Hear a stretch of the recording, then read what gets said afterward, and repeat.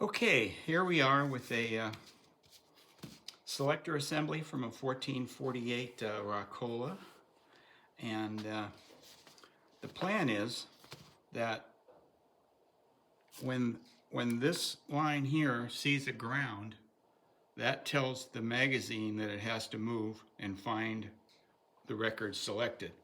So with all these selection levers down here, if they're into the position that's not ready to play, we should get no sound, no continuity here on the meter. So, and that is true, we don't get any. So if I flip one of these levers by hand, we get a tone. That's what we should get.